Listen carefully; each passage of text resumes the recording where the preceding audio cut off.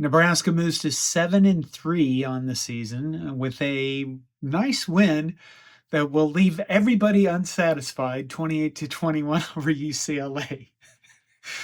This was hard, wasn't it? Not only is it very late at night, I'm in my Hugh Hefner robe, and it was really hard, kind of. First of all, what did we see? I think we saw a very young quarterback come out and play just about as well as you could expect a first-time starter to ever play. TJ Lateef finishes 13 of 15 for 205 yards, 3 TDs, and with an 87% completion rating of 260 and a rating of 267.5. Do we have a quarterback controversy? Let's wait a while. I'm sure people will be blathering about that, other than complaining about the defense, which I think is off target, to be honest with you. But we'll get to that. TJ Lateef, I mean, he looked poised. You know what? Smooth is what he looked like. He looked smooth, and that's a word I like to use when they look smooth. I mean, he never looked frazzled. He looked pretty much all of the time during the entire game that he knew what he was doing and he felt comfortable what he was doing. And I think for the first half, at least, the rest of the football team around him felt comfortable as well. We ran the offense for the first half, and it was pretty amazing. I mean, we picked up yardage. We scored 21 points in the first half, and you thought, okay, well, we should be able to score another 21 points in the second half. No. Why is that? Well, we'll get to that. Emmett Johnson, you kind of look at him and think he should be all Big Ten first team, but he's probably not going to be because we're Nebraska and we still have to earn our way back into things. And they tend to overlook you unless you've had a couple of years of success as a team. But Emmett Johnson, what do you have?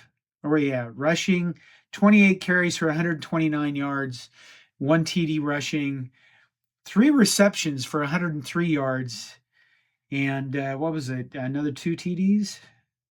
Yeah, another 2 TDs. That is absolutely phenomenal. I said last week, he is the offense. I think now we have, TJ Lateef is a big part of the offense.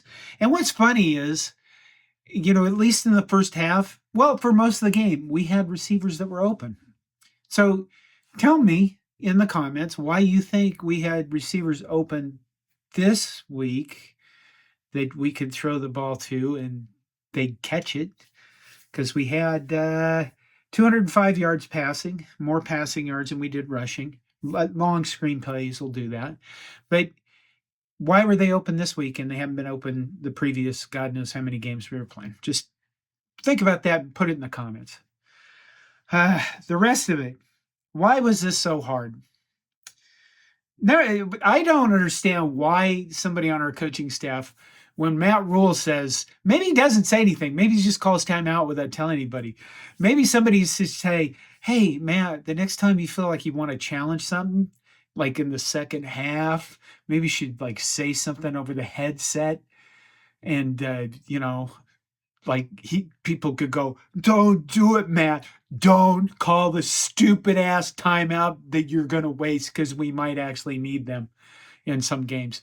Where he called to challenge whether that pass play, the Nico Amamwama was over the line when he wasn't even close to it.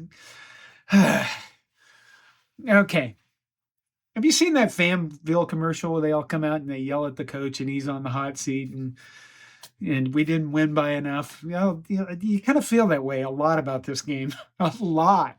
And I know the reason why. Here's the reason why. We scored 28 points to win this game. If you score 28 points a game in the NFL, you're a playoff team.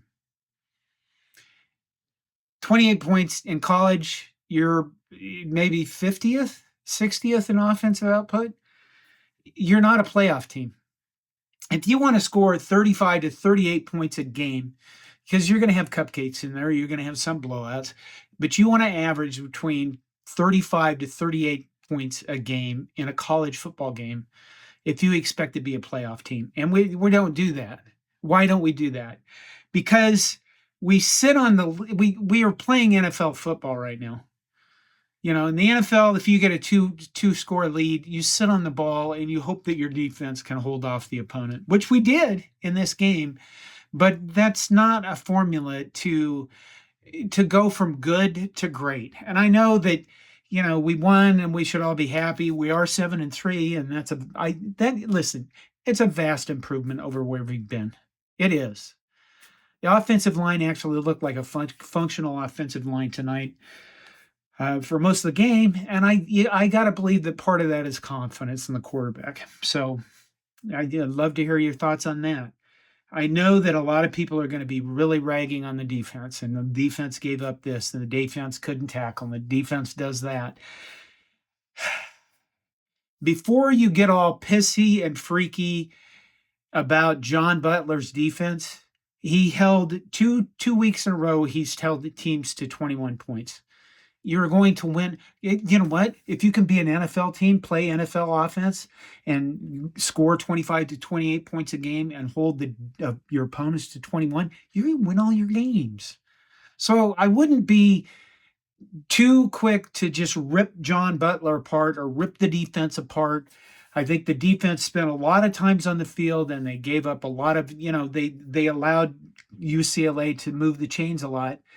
But I wouldn't be too bitchy about the defense. Honestly, we could have scored more.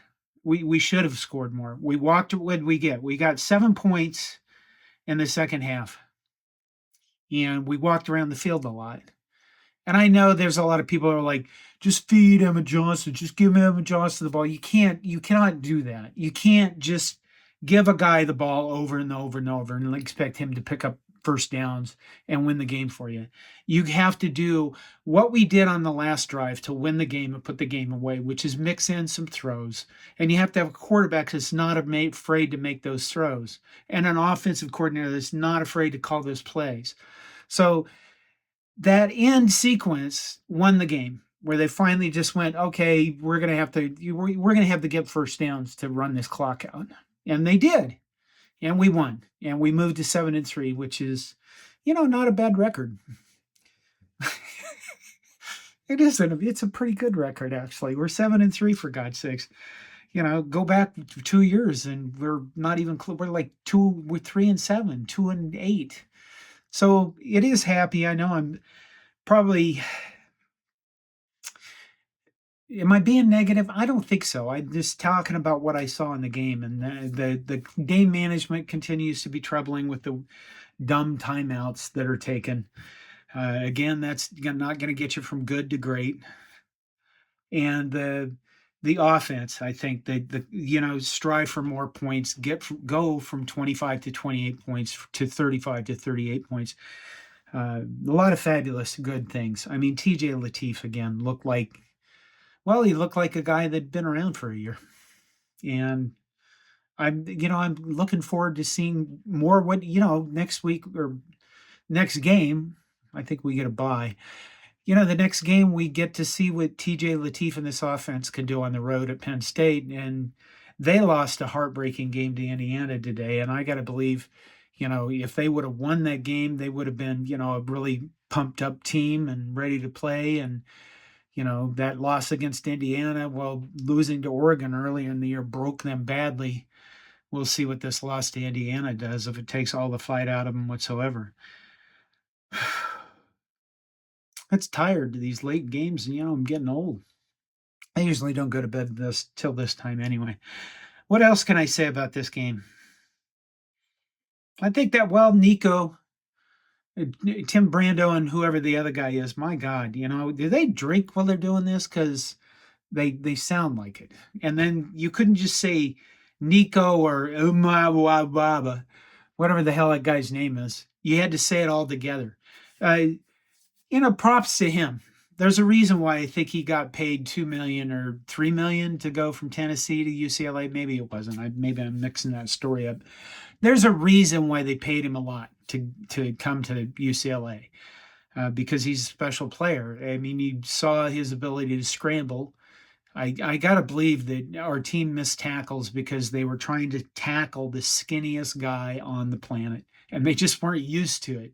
Some of the angles were bad. Well, you know, other teams have players, other teams have dudes, and other teams are going to have guys that make plays. And, you know, when we look at Emmett Johnson as our offense, Nico is their offense. And he did, you know, he did very well. He ended up with a quarterback rating of, well, a rating of 158.6, 17 for 25 or 191 yards and 2 touchdowns, and 15 carries for 86 yards with a long of 21. I mean, I'd realize again, probably get a little redundant, so it's time to go to bed, time to finish. Our defense did their jobs. Did they make us all completely batshit insane? There's the shit counter.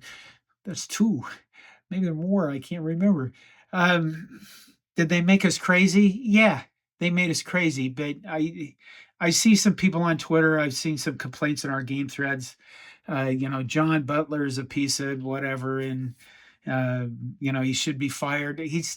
We've held them to 21 points, and that's pretty good defense. You know, the yardage given up drives you insane. Like I said, well, we held them to 21 points and we won the game. I think it's time to be done. Play the little bit of Battlefield 6 because I suck at it. You know, it'll calm me down, believe it or not. Good night. Love you all. Thanks for the support, and go Big Red. We're 7-3. Be happy about that. We could be 8-3 after the next game. That's kind of cool. That's a long ways ahead of where we used to be. Come give it up for that.